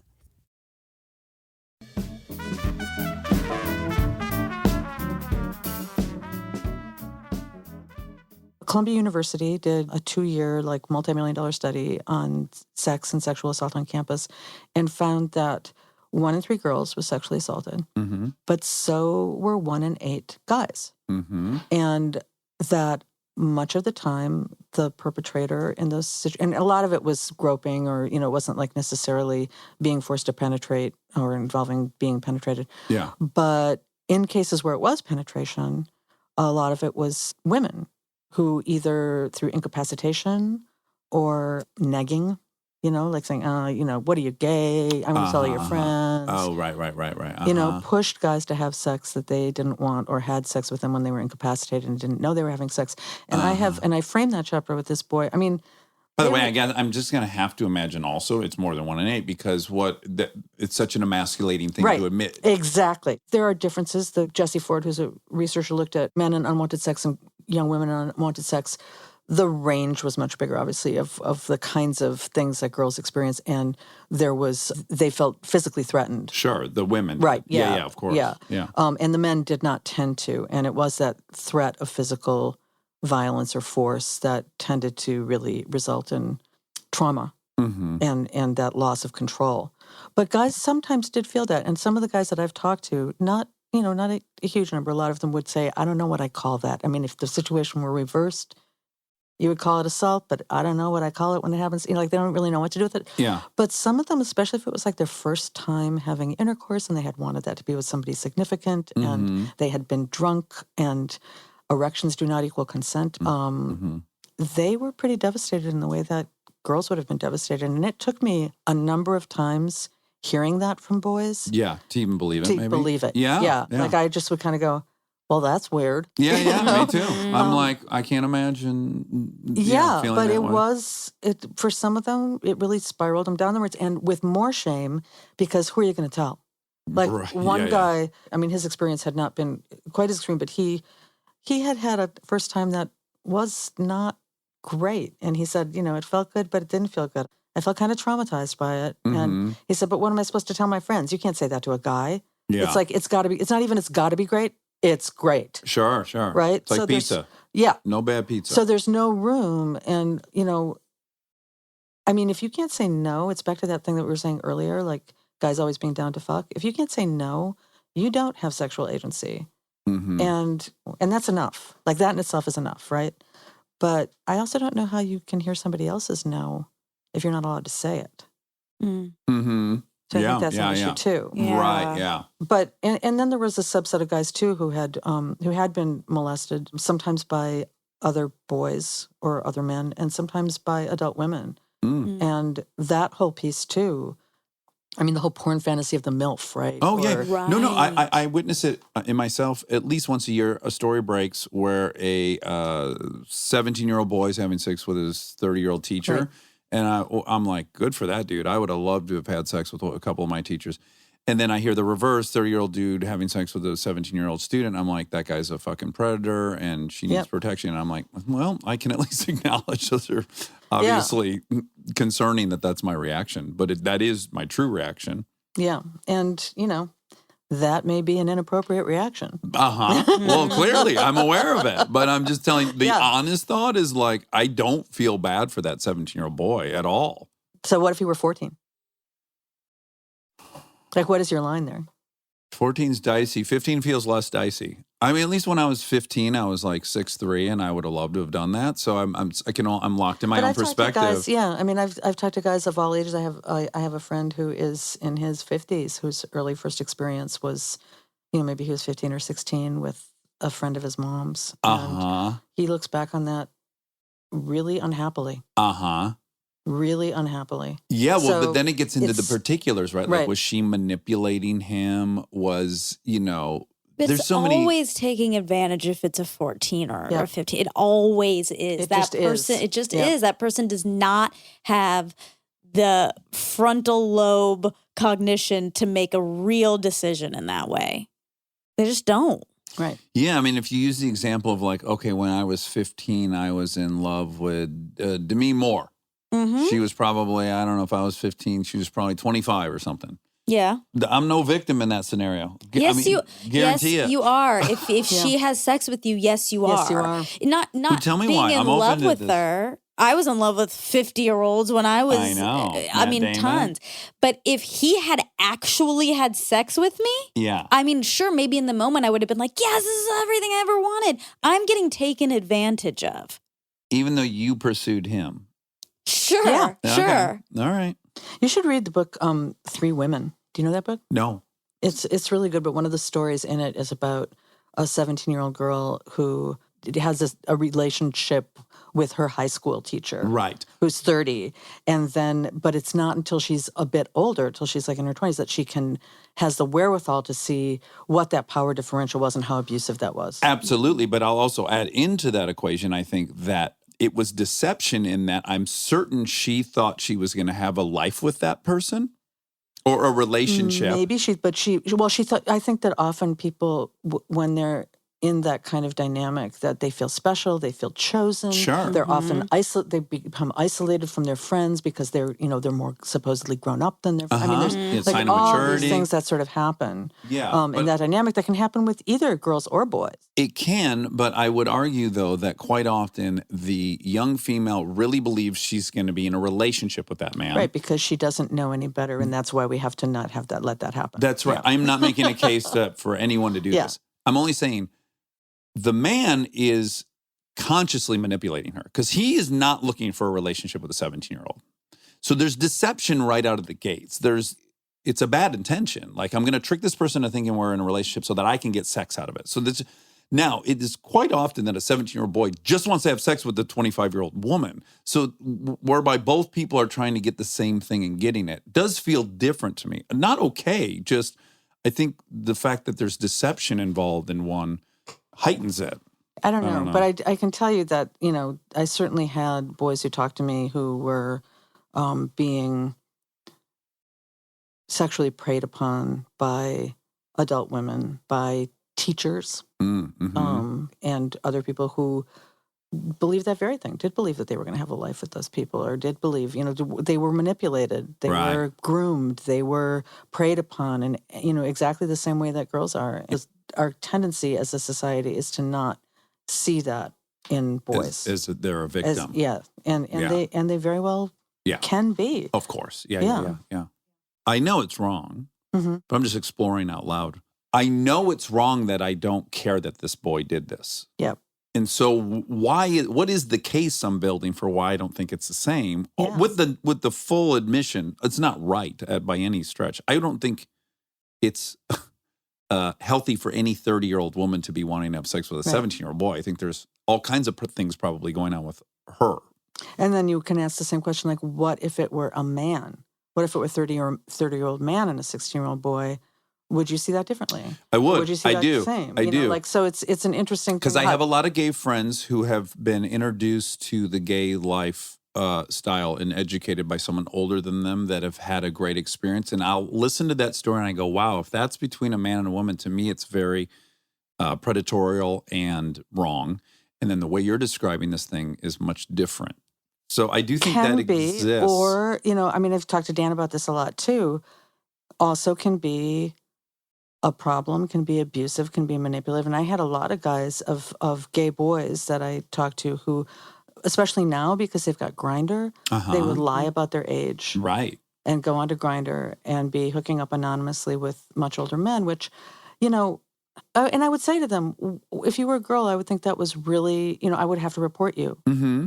And they would say, yeah, it's not great. They didn't feel great about that, but they didn't feel that there were other options, and sort of the way that we've suppressed people being able to express their sexuality has kind of forced a dynamic maybe. And maybe if we could provide more situations, more social situations for gay kids where they could have age-appropriate experiences and, have social experiences and have romantic experience and have sexual experiences in the ways that other teens are allowed to, that's what we should be thinking about. Yeah. That if that was on solid footing, maybe the other thing wouldn't exist. Yeah, and one of the things that I wrote a lot about was that, like with gay boys, obviously it's a new time, right? Obviously things have changed enormously for them, and they can come out at 15, and there's like a gay guy running for president and all these things. But it was like all on this social front. Like it was more like, you could be the gay best friend or you could be the theater boy, but nobody was still talking to them about what a mutually gratifying and personally fulfilling sexual experience or relationship would be like for them. Yeah. And heterosexual parents in particular kind of didn't want to think about the whole sex piece. So they were, if you're not talking to your straight kid about sex, you're sure as hell not talking to your gay kid about sex. Well, sure. Now you really probably know nothing so that about really did drive them more into this world where they were kind of looking for a mentor. Or looking at porn as a template. And that's not ideal. That's not, what we want for any young person. Yeah. Now, again, more anecdotal information for you. I'm in AA. I hear a lot of people share. I noticed about 5 years ago, the younger guys have a much different relationship with sexuality than I had growing up, or at least different parameters. I'm noticing this like fluidity with younger guys that certainly didn't exist when I was 22 years old. I'm just wondering how that's evolved now. As you were writing your book, did you notice, like, is it still all the same, or is it there's substantial difference in what's on the table for everyone? I'd say kind of yes and no. I mean, it seemed to me like sexual fluidity was more acceptable for the girls. That girls were more likely to identify as bisexual or pansexual, to be interested in going out with trans boys or trans girls. Boys still felt pretty boxed, maybe less so a little bit, but I think that had moved a lot less. Oh, okay. At least that's what I saw. Yeah. And what impact is that having on the conventional definitions of masculinity and the roles everyone's playing? I did look at trans boys to a degree, not like hugely, but it's definitely part of the book. And it was, they're not, as one guy said, we're not sent down like angels from heaven to change your masculinity. That's not why we exist. Yeah. And some of them just wanted to be the most conventional of guys. But sometimes they pushed other guys to not like question, whether they were really men or anything like that, but to sort of broaden their ideas of like, what does it actually mean to be male? What does it actually mean to be a man? What does it actually mean to engage in these things? And that guy in particular would talk about, he said a lot of times like, well, that's not my masculinity. Or, like he talked about it like this dynamic thing that he was building. And I thought, that is so interesting. I never heard any other guy. I never heard like we would now call a straight cis guy, right? Say, well, that's not my masculinity. And I thought, what an interesting way of looking at it. That was looking at masculinity as something that you're like creating kind of and making decisions about. And this is my masculinity, but that over there, that's not. That it was kind of fascinating. I just wonder if now that there's more acceptance of gay men, and they're, as you say, holding offices in student council, and they're, not running for president and not relegated to the fringes of school. If that is somehow encouraging, going like, wait, if that's the worst thing I can be, and everyone likes this guy, like, can I move closer to that? You know what I'm saying? Yeah. I guess that would be my hope that is happening. I did see in some communities that, your conventional penis-toting guy was friends with, straight guy they would have gay friends, they would have trans friends, but there was like, I think there was a quota in their head a little bit, like you can have this many trans and gay friends, but if you have too many, then maybe that's too many, then they maybe people will question you. Yeah. So there was like weird, ways that you could slice it. But I did see that some fraternity guys that I talked to, they had one guy who was like, Big Ten school, really Midwest dude. They had a trans guy in their frat. Oh, no kidding. Yeah. And that had really, he said at first everybody was like, not so sure about this. Yeah. But that over time, they were accepting, and that had broadened their idea of what masculinity was. So it did have kind of a good effect, though, again, like I said, trans boys would say, not really my job. Right. Nor is it. Now, how about pornography? So when we talk about why us idiot guys have this notion of like big dick and last a long time because that's what you're seeing in a porno. Right. You're not seeing, the guy's not clitorally stimulating the girls he's having sex with 99% of the time in a porno. Right. Yeah, if that's never been more accessible ever in the history of the world. Right. And if that's the only version of sex they're saying. And it's the default sex educator. Yes. I know. That's a huge problem. There's a lot of racial politics that play out in porn. You know, whether it's black guys' penises or black women not being present or only certain kind of black bodies or how Asian women are depicted. I mean, there's all kinds of race stuff in porn. And I would ask boys about that all the time. Like, how do you deal with the racism? Yeah. And they go, well, what racism? And like, these are guys who would see racism like in their normal lives. Of course they would. They were very aware. Right. But it was like they left that stuff. There's like, you leave so much at the door when you start looking through the porno videos, that is just one more thing that you're leaving at the door. But it's another thing that's affecting you. You're just not acknowledging that it's there. My wife and I were reading Missoula, the John Krakauer book. Mm-hmm. And one of the cases was this, two, again, blackout drunk people. This guy starts, digitally penetrating this girl, and she's like kind of coming in and out. And then she says, stop. And he says, no, I'm going to make you squirt. And this boy's a virgin. He doesn't know. He thinks his job in a sexual experience is to make someone squirt. That's what he's been led to believe is the norm or the high watermark of proficiency in bed. Well, yeah, that's why I know. And that is why we got to talk to, to ignore what boys are absorbing, and girls too, because girls look at it. Girls look at it more like a manual for what guys want. Right, right. But if we're ignoring, because it's really different, and you have to. I mean, I always like to frame this by saying curiosity about sex is normal. Yeah. And masturbation, yay. Yeah. Good for everybody. And there's all kinds of different porn, and some people consider some porn to be feminist porn or ethical porn or queer porn or whatever it is. Mm-hmm. A lot of that's behind a paywall. That's all behind the paywall. What you're going to be what changed was Pornhub. Right. Yeah, Pornhub came online in 2007 and dropped the paywall for the most mainstream kind of hardcore porn. Yeah. I've been so curious how they're making money, to be honest. Yeah, I don't know how they do it. Right, I don't really know their business model, but that I don't really know their business model. Yeah, that's what changed, and that was what allowed any kid with a smartphone to look at anything. Yes. Right. To get a master class in male fantasy. Right. That kind of easy access porn keeps reinforcing the study that sex is something men do to women. Yeah. That female pleasure is a performance for guys, and they have 9 orgasms while the guy just holds steady. Right, exactly. All these kind of distortions. And kids are looking at, and boys in particular look at it, from the time they go through puberty and start masturbating. That's how they're, right. I had one guy who said to me that there was a boy on his sports team who was a legend because he had decided he wasn't going to use porn anymore. And they were like, well, what do you do? And he said, I use my imagination. They were like, whoa. How does that work? That's not a thing. But I mean, that's what it's right there. Of course, it's so easy. Yeah. Right? Yeah, it's fast food. But it's exactly fast food. And it does, even when they say it doesn't, because they'll say, I know the difference between reality and fantasy, but how would they know that? Mm-hmm. Like, what is their context? What have they haven't even kissed anybody. Yeah. So of course, the whole point of media, any kind of media, is that it affects our thoughts and feelings and beliefs even when we think it doesn't. So I just wonder, this will be a provocative thought, but I don't see us getting rid of pornography. No. I don't think that's in our future.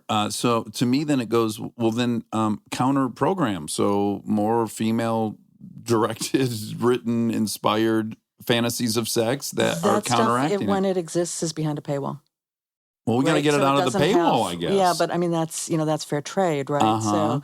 So that's probably not going to happen. But I think that we do have to talk about pornography with our kids. We have to talk about pornography with our kids, our boys and our girls, because our girls watch it too, and what it is and what it isn't, what's real, what's not real, what's missing. It's no different than the superhero movie they go see.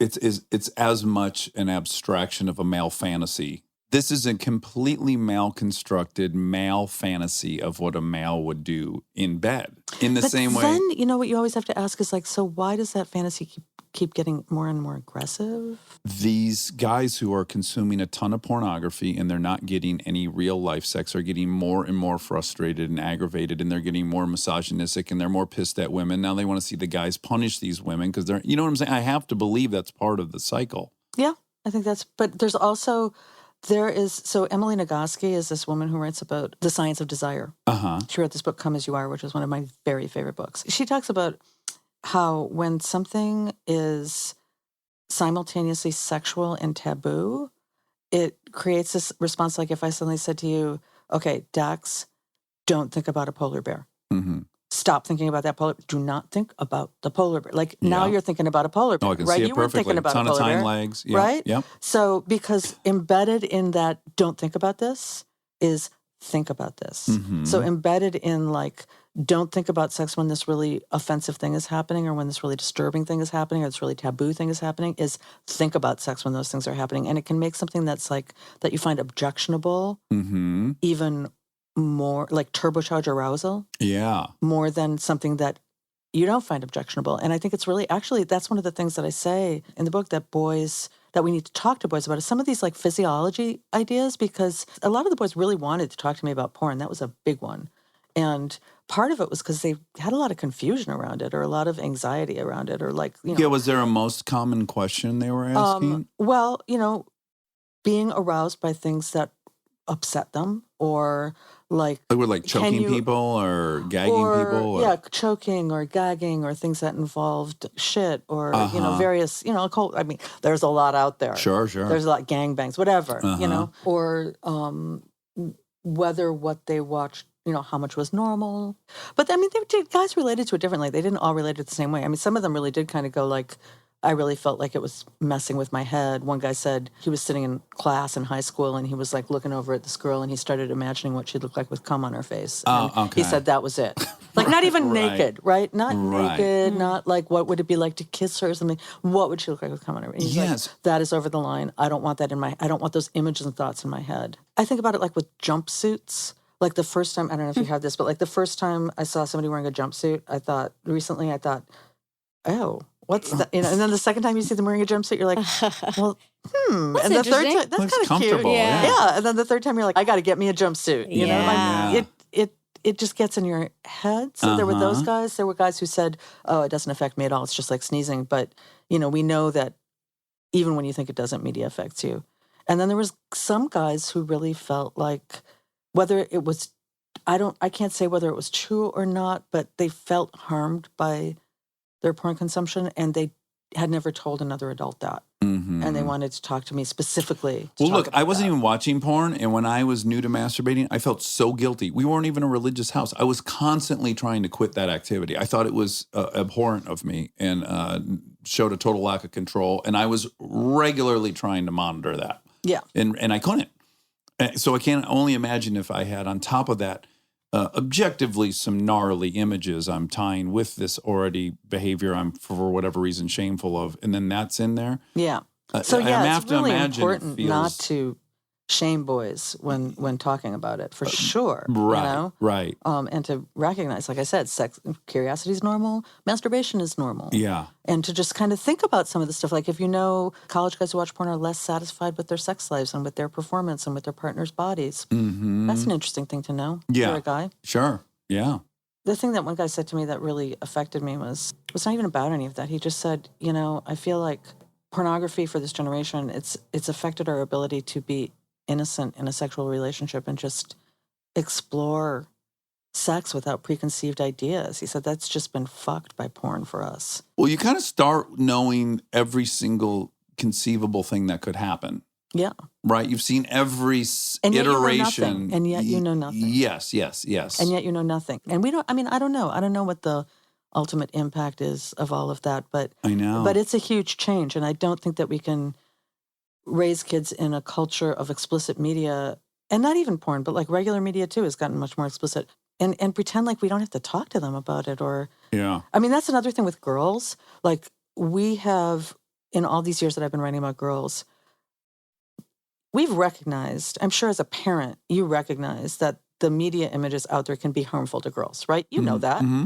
right? They can reduce them to their body. They're objectified. They're, whatever. It's bad for their mental health, all these things. We know. Mm-hmm. So we've done a much better job of like Checking in with them about all yeah, that. and creating like this like media literacy, and there's organizations and there's like psychologists and advocates and activists and parents, and everybody's like all careful and conscious Yeah. about how we raise our girls in this media culture.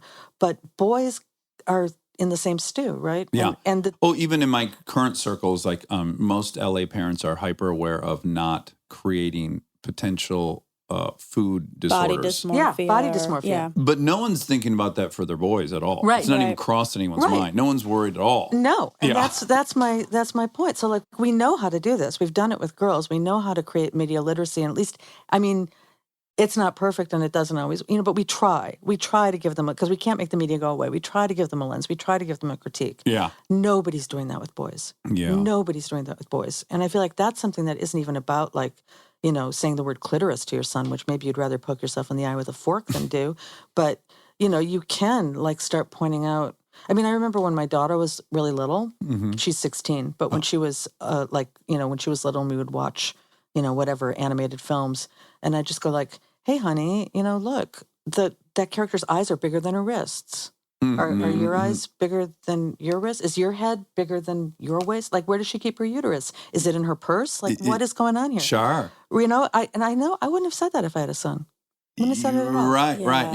Yeah. We say to our girls, like, we're reading, we came under fire about this, but we are no way saying that you shouldn't read Snow White and the Seven Dwarfs. We love it. We still read it. But we're always like, kind of weird. A stranger came and kissed this woman who was dead. Isn't that kind of bizarre? Yeah, without even asking. Yeah, and Of course she's dead, And she's so dead. that's So weird. he's Yeah. like, he's a necrophiliac, and he's not asked permission, and Right. just something to observe. That's But kind of a weird we part of the always story, huh? but those are like those little weird. I mean, those things with your daughters, you learn how to like throw them in all the time. But it's because like you think, okay, the culture's going to try to brainwash your daughter, right? And you got to get in there first. Yeah. You got to get it so that she hears your voice whenever she sees that Snow White story, saying, "Well, that's weird, isn't it?" Like you want her to hear that. Yeah. But we haven't really thought about like how our boys need that from us too. Yeah. Well, I'm just delighted that you've explored this topic. It seems still in its infancy where we're talking about what we need to do to get boys. But that's so exciting, yeah. right? I mean, that's what I think, like with the Me Too thing, like on one hand, it's created this imperative to reduce sexual violence, super important. Mm-hmm. But it's also created this really positive and exciting opportunity to engage boys in all these conversations about sex and intimacy and gender dynamics and masculinity in ways that we never have. Mm-hmm. And that is like a tremendously exciting possibility to me. Yeah, you're right. I can't imagine there's not a household where this topic doesn't come up. It comes up in mine all the time. I mean, it's in the news all the time, and it's one of the only happy accidents of the whole thing is like it is starting a conversation that's long overdue. Right. And that doesn't And by have the to way, we're- only be negative, but can also be about the positive. Well, right. How do we help young people get there? Yeah. Well, Peggy, thank you so much for flying down. Yeah. I'm about a third of the way through the book, and I absolutely love it. It's just, I like it as Awesome. much as The Mask You Live In. It's just really great. I also like how frank it is.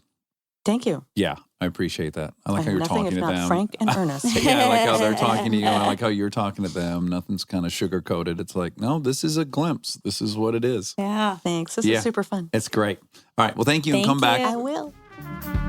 And now my favorite part of the show, the fact check with my soulmate, Monica Padman. Peggy. Very enlightening. I liked her a lot. Yeah. She was very interesting. We got into some debates. Sure. As we do. Okay, so Peggy, I emailed her because she left an open-ended question about masturbation, which is a question that we've been asking each other for a long time. Do girls masturbate? As much as boys or at all or whatever. And she had said girls do much, much, much less. And then she responded and said, fact checking, yes, I was right according to the largest study ever conducted on American sexual practices, which came out in 2012, I think. Fewer than half of girls 14 to 17 had ever masturbated. Half of girls 14 to 17. Fewer than half had ever masturbated. Mm-hmm. She said, it's been a while since I cited that, so I suddenly thought, dang, could that be true? It seems like it couldn't be, but here are the citations. National Survey of Sexual Health and Behavior. More than 3/4 of boys ages 14 to 17 say they've masturbated, and less than half of girls have. Interesting. Mm-hmm. So not even double, though. Right. Yeah, not like astronomical. No. But I guess only... By the way, let me only just tell you something. 100% of boys have masturbated between 14 and 17. And they're just not saying yeah, it. And I imagine that girls, too, aren't saying it. And then That's I would true. imagine there's even more pressure on girls to not say it. Yeah, that is true. And I mean, yeah, what kind of poll would this be? I mean, I Yeah, guess... can you imagine asking like a 14-year-old girl if she jacks off? Who's asking that question? Oh, my God. About 1/3 of girls in every age group masturbate regularly. 1/3 in every age group. Uh-huh. Okay. Masturbate regularly. While the percentage of boys rises steadily with time. Oh, that makes sense. Because they're getting less sex from their wife? I think this is just boys, not Okay. men. Oh, That would okay. be my guess, but Okay. I don't know that for sure. They probably just get more comfortable and start talking about it with friends, and like they feel Sure. less ashamed. Yeah, guys are pretty open about jerking off Yeah. from a young age. There's like a period, there's a couple years where you're first doing it where no one's talking about it. Yeah. And then all of a sudden everyone just owns it. And is there like bragging involved? No. More like comparing, like Aaron and I going like, you ever put your finger in your butt while you were jerking? You know, just Oh, kind of sure, seeing like sure. what kind of War weird things stories. you've done. War stories. Yeah, it's more just swapping war stories. Uh-huh. Trying to pick up tips, you know. Yeah, I mean, is there sure. anything out there that could increase this? Yeah. Yeah. Well, I'm glad really that you guys are talking about something. It is really. I cannot really imagine what it would have been like to have been 12 and 13 with pornography at the ready. Mm-hmm. You know, I was like looking at bra ads in like a normal magazine and using that. and Yeah. stuff, you know. Well, I I had to think really use you my were ma- probably better off. Well, probably my imagination's much better. I 'Cause wonder I if had that to- really will have an effect on like a whole generation of imagination. Yeah, because I had to fill in a lot of blanks and just in it was big full size like Sears catalog underwear. It wasn't even skimpy. You know? Oh, wow. And occasionally, Full once coverage? in a while, you'd hit the jackpot and there'd be like a Victoria's Secret thing laying around somewhere. Sure. And you could really sink your teeth into that. Did you ever sneak into a Victoria's Secret and like look at the panties? Never. No. You Is that sometimes common? see men in there, and I'm always like, ugh, gross. I know. I guess in theory they're buying it for their lover. That's what they want you to think, but yeah. I'm not sure it's true. They're probably buying it for themselves. I think so. Okay, percentage of high schoolers who are athletes. The estimate is that 55.5% of all high school students play a sport. That's way more than I would have guessed. Me too. But it also says, though sports programs continue to grow, the rate has slowed. Over the past decade, sports participation has increased by roughly 100,000 students per year. The 40,000 increase over the past year is the smallest since the late 1980s.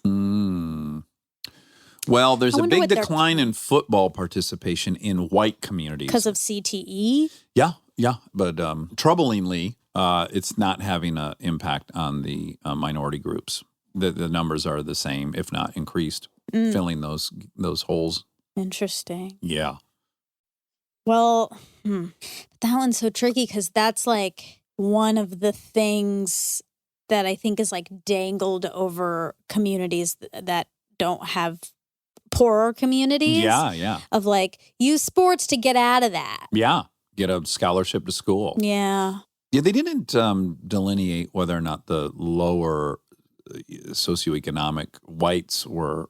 Right. It just was a big number for whites, but I have to imagine the poor white kids are still doing it. I too. bet it's the same thing. I bet it's just a class thing. Yeah. Okay. How does Pornhub make money? Yeah. So ads All right. is a huge one. Ads. There's I guess a premium membership. Sure. And then one said production companies pay to feature videos. See, and that was promote porn stars. That was my question. I'm not confused how Pornhub's making money because they're like YouTube. They've got ads. But the producers of pornography, unless Pornhub is sharing that ad revenue with the people who post the clips, which I can't imagine they are, but maybe they are. I see. I was more confused. It used to be they made a porno and then they sold the DVD. Right. And so they made money. They must make some money from putting it on there. I think there were, like, when I was Googling it, there was stuff that came up saying, Fuck young teens in your neighborhood. yes, that Was there any for of those sure. pop-ups? Oh, for sure. There was a lot of stuff that popped up I didn't want to see, but it said a lot of how to make money on Pornhub. But I didn't click that because I didn't know that's what we were talking about. But yeah, so I guess there's ways. Yeah, I'm just shocked that there's still as much production. Because, Yeah. the movie industry, the revenue was cut in half with the end of DVD sales, basically. Right. And they've clawed some back with the streaming services, and international's grown. But overall, that was just a big chunk that was lost, and that was the entire model for pornography. Yeah. Or at least, I don't know if they're at any AMC Cineplexes. Well, maybe. Hopefully Maybe they that do. will circle back around. Yeah. Hope so. That's all. That's all? Yeah. It's interesting. I'm in general, like philosophy 101, you always debate pornography. Like Yeah. you debate abortion, you debate pornography, all these different things. I have always been pro-pornography. I think Yeah. it's liberty and art, and who's going to decide what's pornography and who's not. Yeah. Yet the porn that is most Happening popular now. is I find disturbing. Yeah. I find it to know. be very like violent and aggressive Yeah. and not even mirroring what real sex is like. Well, that's the big problem, I think. Yeah. Like, I don't think yeah, we could debate whether porn should be allowed or not. That seems like a different debate than just, is it healthy? It's not. It's Right. not good for these young brains to be exposed to this non-reality of sex. Yeah, these like juiced up fucking meatheads pounding some 80-pound-year-old, Yeah. 80-pound gal so aggressively. Yeah, it was a little rough. Well, and even Peggy said something that I thought was so interesting, that like girls watch it too, of course. But she said girls mainly watch it almost as like a playbook. Like, this is how I should act during sex. I should make these sounds and I should do this, which is, Yeah. yeah. And I believe that she's right, that probably a lot of girls I do think watch she's it. right. But I also think in the like Dr. Alex way, like, you don't know what turns people on. I think a lot of women watch it for stimulation too. So I think it's a little, I guess I always bristle a little bit when there's some implication that women don't do anything on their own accord, that it would just be to please a man. It feels a little dismissive of like women's agency. But I don't even know if it's just to please a man. It's like, this is my role in sex. This is what it's supposed to look like. This is what a face looks like when you're in that position. Like, I don't think it's about pleasing a guy. It's just like, well, I guess this is what it's supposed to be. Right. It's the same thing that's happening with the boys of like, well, I guess this is what it's supposed to be. Yeah. Big dicks and lasting a Yeah. long time and all this stuff that none of that's necessarily true. Normal. Or normal at all. But I feel like girls, even just from seeing movies, take away an idea of Sure. what it should look like, and that's not necessarily true. Right. You've never watched pornography, right? Ever? No, we watched it once in college. Like a bunch of us watched Some one, dirty kind of as a clip. joke. Yeah, Uh-huh. but I've never watched it seriously. No, Right. You can't imagine it being, sexy. No, yeah. not at all. Yeah. I have enjoyed it at times, but again, it's there's a few anomalies in my kind of addictive personality, Yeah. which one is I can gamble normally, I don't get weird. Yeah, And then also pornography, I've always been able to kind of take it or leave it. yeah. Well, But a lot of- your imagination, as you said. Oh, it's razor sharp. I need very little to go on. Yeah. Now, when you're masturbating and you're fantasizing, Mm-hmm. does the fantasy have to be plausible? Because for me, it has to be incredibly plausible. Some people can like jerk off to like movie stars and stuff. I can't do that. Yeah, or I like can a do that. centerfold. You can. Mm-hmm. It Oh, does not wow. have to be plausible. And it's not even like a full, like, that's why I think porn, the whole like plot that's Uh-huh. happening with porn, that's so, lost on. yeah, and it's just would take me out because it's funny and stupid. Yeah, it's not the greatest writing. But it's more just like flashes of images. Yeah, mine is it's almost hard for me because it has to be so realistic that I get really bogged down in the details. Oh, your plot is really thick? Yes, because I'll like, oh yeah, that girl's hot, blah blah blah, and oh this could happen, and then I'm like, oh, and then then she's going to tell a bunch of people and I'm going to lose my life. And then I just start, it's real rough. Yeah. Yeah. So then I'm like, well, go through some greatest hits Sure. that were real. Oh, sure. Yeah. That's that's nice. But I do wish I could just like see a picture of a gal and really imagine the whole thing. Yeah. But the whole time I'm like, I'm not going to meet this person. That's a bummer. Yeah. It's real complicated. It is. It's all complicated. All right. Well, happy masturbating, everybody. Thanks for listening to the program. And, if you masturbate, listen to the program, that's fine with us. Oh, we're pro masturbation. Yeah. Peggy is very pro masturbation. She said so. And do you think anyone masturbates listening to this program, though? God, I hope so. What do we say? Dolphin, what's our code word? Asparagus. So look, if you listen to this episode, just pop us a dolphin asparagus. That'll mean that you are, in fact. What was that? I don't. That was if you've ever had sexual fantasies about a dolphin. Oh, right. But you didn't want to admit it. And you just write dolphin asparagus. And we got at least 15 dolphin asparaguses. And I have to imagine 14 and a half of those were joking. Yes. But I like to believe that 0.5 of those was sincerely attracted to a dolphin. Oh, man, this show. What a show. It's going downhill. I love you. I love you.